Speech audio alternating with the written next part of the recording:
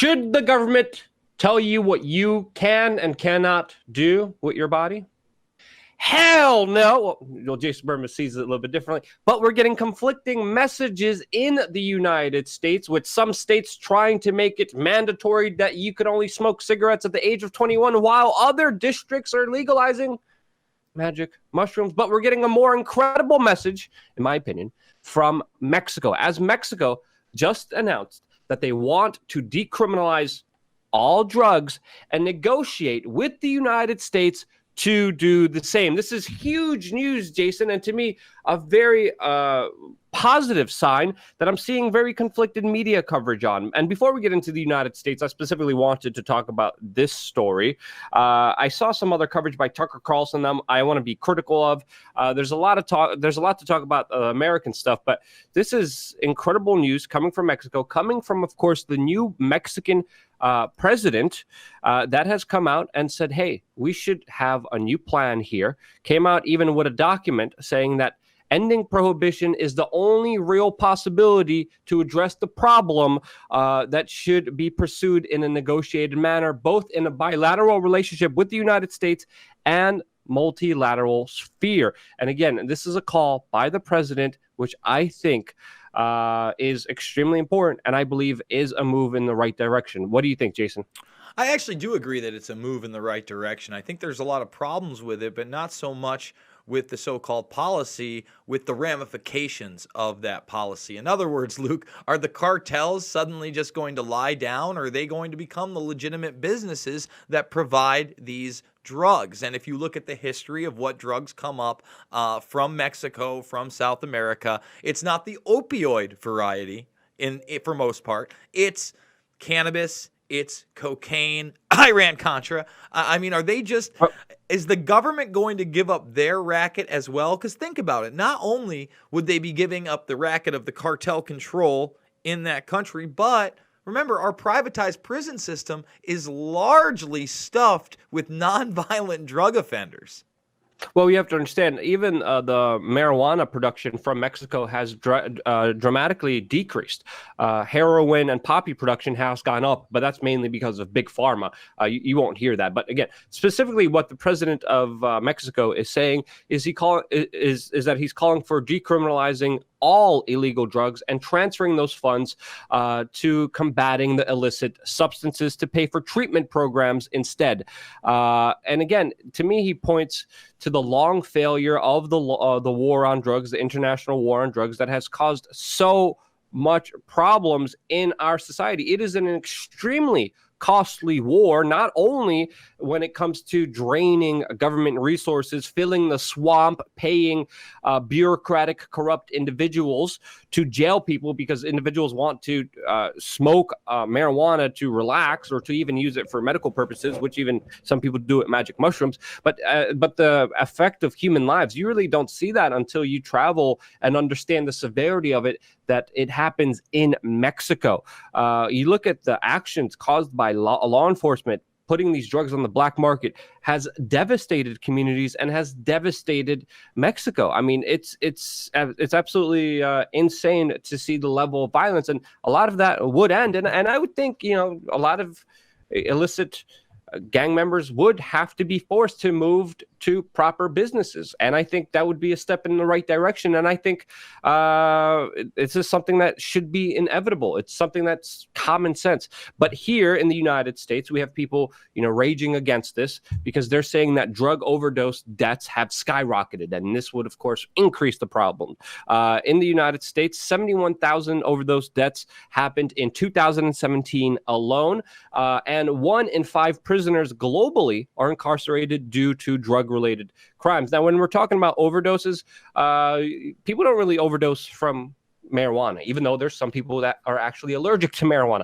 People don't overdose usually from mushrooms. I don't think you can scientifically overdose from mushrooms, but in some small instances you can. You could actually even overdose on water if you drink too much of it. That's the truth. But most of the overdoses here, let's not deny the bigger facts here, are because of big pharma, or because of painkillers, neurotropics that many people are turned on to, given to, and then literally cut off, and then it leads them to go to the streets and get on heroin. And heroin and other drugs that are extremely powerful do create the majority of the overdoses, and I think there's no denying that. And I remember just watching Tucker Carlson on Fox News, and he was saying, this is horrible what's happening in Denver right now. I'm pretty much just generalizing what he said, because overdose deaths are going up. And I'm like, what kind of overdose deaths are going up? Are they going up because of magic mushrooms? Or are they going up because of big pharma? There's a big distinction there, and there's a whole lot of other responsibility to be laid there other than just the individual one, Jason. Well, again, looking at this story, Luke, it's pretty evident that actually big pharma opioids are at the majority of these deaths from 2017, almost up to 50,000. When you look at heroin, also tragic, but closer to 20,000. Cocaine, just under 10,000. And really, when you look at cocaine overdoses, usually the person is not in good health, or they have a heart condition, or they're on other types of drugs. Opioids can get you all by themselves. Heroin can get you all by themselves. And again, because that production is not as massive in South America, I think that, what are we actually doing here? On the flip of that, if they do make this legal or decriminalized and it becomes industry there, wouldn't we have much more of a smuggling problem across the border anyway? Why? Because they'd be legitimate businesses.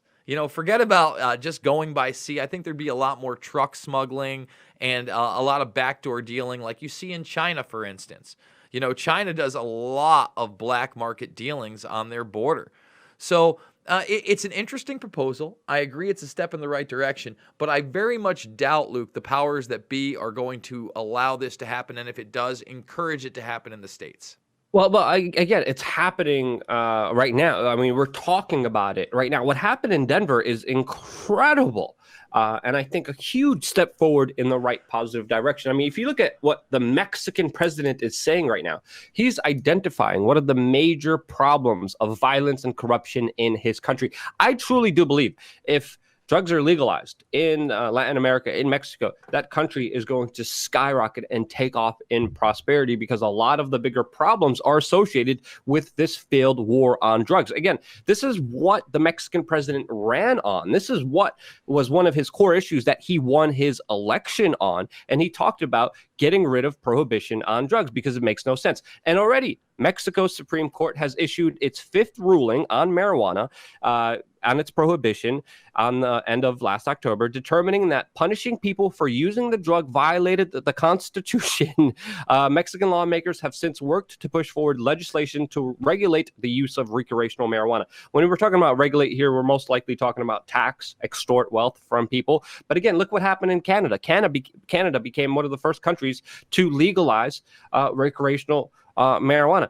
But here in the United States, U.S. Attorney William Barr says there should be a federal mandate that sticks to the rule that marijuana should be illegal. But he also talks about states' rights, which is important. We've seen Trump kind of waver on this. He suggested, easing a lot of the laws surrounding marijuana on a federal level. I think we're on our way there. I don't think we're that far off.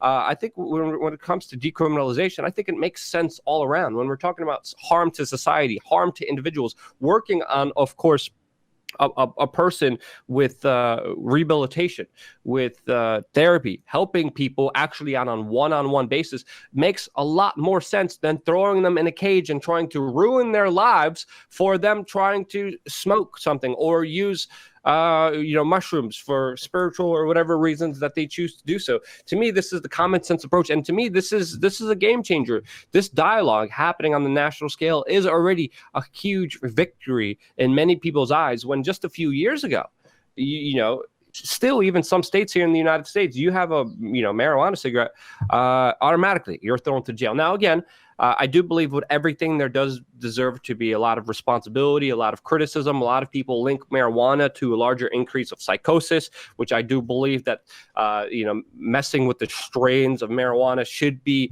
something that we should be very careful of. But to me, this should be out of the hands of government and in the hands of private individuals to decide for themselves, just like the people in Denver decided. And again, we're still waiting for the final vote to come in.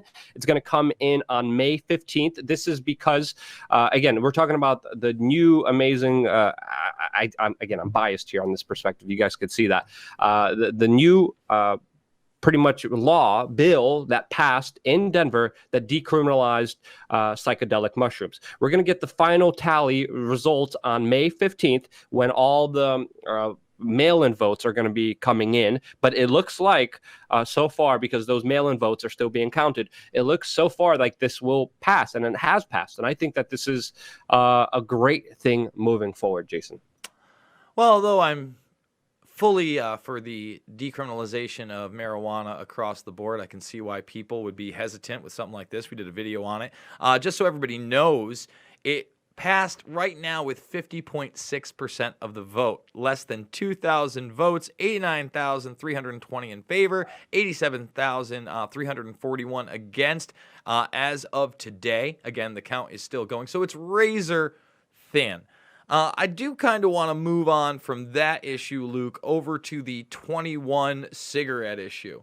So for those that don't know, Walmart is now barring anyone under 21 from buying tobacco at any of their locations. And I was unaware of this, but actually 11 states have already raised the bar to 21.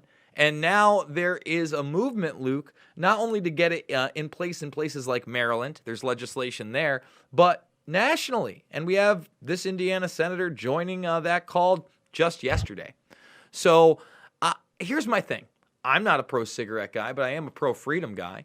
And I know that if you can conscript 18-year-olds to military service and ship them off across seas and hand them a weapon and tell them that they may have to take another individual's life, they should probably also have the ability to decide whether they want to have a cigarette or not. Or exactly. Yeah. I mean, I used to be a proud smoker of 10 years, a proud idiot.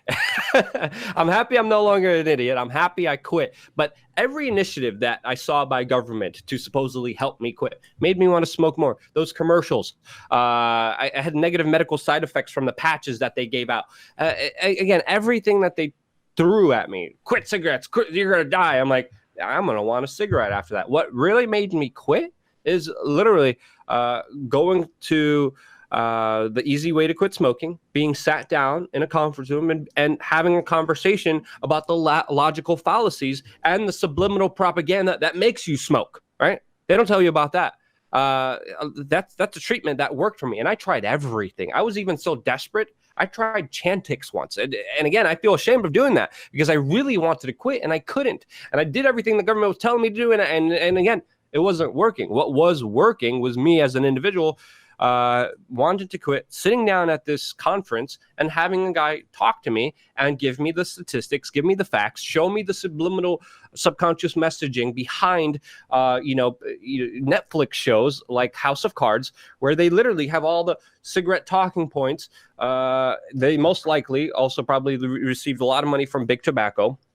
A lot of people do, and it made me quit. And again, just these laws are only going to push it towards black markets. They're only going to punish more people. They're only going to fine more people. They're only there not to really help you. They're there to generate revenue off of you. Because then they get to put you in jail. Then they get to tax you.